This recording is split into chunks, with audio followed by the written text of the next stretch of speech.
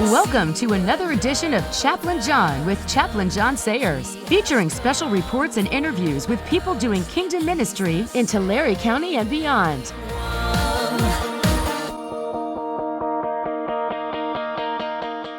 And now, here's Chaplain John.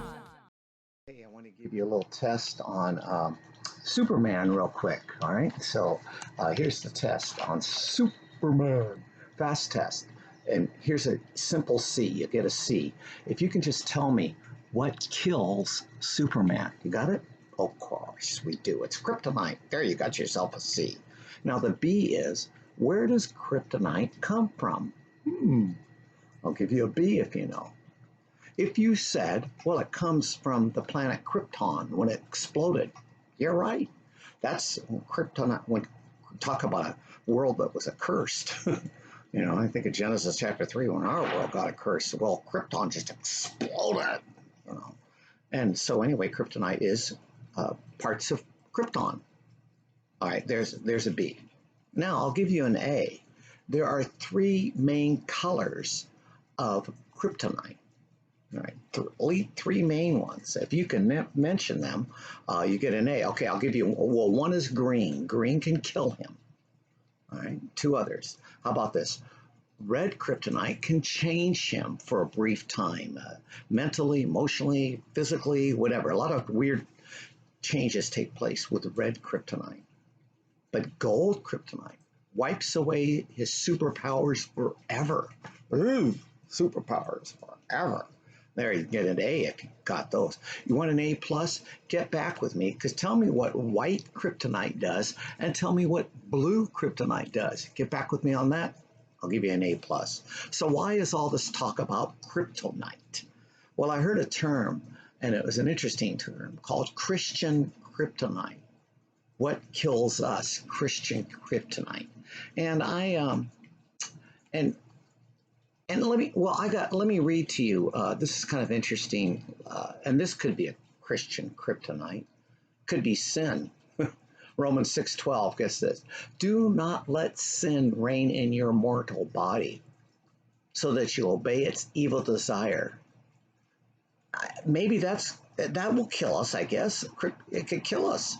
But Gil and I did an interesting devotion today on another type of form of Christian kryptonite, and it's worldly sorrow and godly sorrow. Now, here, let me read this for you. 2 Corinthians 2 Corinthians 7 through 10. 2 Corinthians chapter 7, verse 10.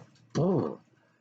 Godly sorrow brings repentance that leads to salvation, and that leads to no regrets. But worldly sorrow brings death. Wow, worldly sorrow brings death. Well, what is worldly sorrow? And in this devotion, we learned that worldly sorrow is when we worry about ourselves. Oh my gosh, what's going to happen? What's going to happen? And it's easy to do today. You know, hey, if you want to see a lot of worldly sorrow, sometimes go on Facebook, because it's all about me, isn't it? Anyway, oh, this is terrible, it's terrible. And that brings death, isn't that worldly sorrow? You know, it devastates us. And we could get lost in that. And it's easy during this time. I can be around people or on Facebook or whatever that causes me to have worldly sorrow. Woe is me, woe is me, woe is me. Or we can have godly sorrow. What is that? How about this? Godly sorrow. Bring sorrow to God. Bring sorrow to God. And you ever think about that? When we do things wrong, it brings sorrow to God. I was either an 8th grade or a freshman in high school, and my buddy and I, we had a plan. We had an idea. I told my folks I'm going to spend a night at his house. He told his folks he was going to spend the night at our house. And we had another friend that actually had a driver's license. And so instead of staying at either one of our homes, we cruised around all night, just as teenagers will do, you know, just at a ball. Well, Saturday morning came, and I came home, and my father said to me, "Johnny, go to your room."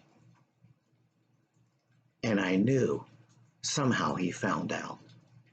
I think it was because my friends, folks called the house, say, "Hey, give your son some information, give our son some, we need to have you tell him." They says, "Well, no, our son's staying at your place. There's something happened." They found out. And I waited in my room, and I'm like a freshman in high school. I'm waiting for Dad to come in. And in the past, when Dad ever got mad, he yelled at me and screamed. And sometimes I got a whooping. Mostly it was the yelling and the screaming at me. So I thought, well, he's going to yell and scream at me? I'm ready for that. Is he going to spank me? Suppose he could, but I think I'm a little old for that. And I'm waiting and waiting. Now, understand this. Mom always spoiled me. Dad always disciplined me. I was like, boom, boom.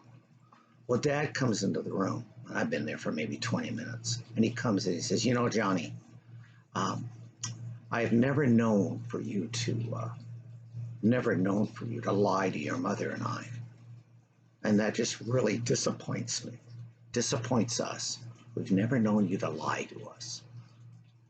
And he walks out. I hear my mother saying, "Was that all you're going to do to him?" And he says, "Helen, the boy knows what he did was wrong." And I felt like garbage, kick me, whoop me, spit on me, yell at me. But I disappointed my dad. And I didn't think I even cared about that. I brought sorrow to my father. Godly sorrow is where we bring sorrow to our Father. Oh, God, I'm so sorry. And we bring sorrow to others. We don't mean to, but we do. Even when we walk with God, we bring sorrow to others because that's the kryptonite within us. And we ask forgiveness. We hope they forgive us. And then we can get on with our life. So you see, godly sorrow brings life. Worldly sorrow brings death. There's our kryptonite.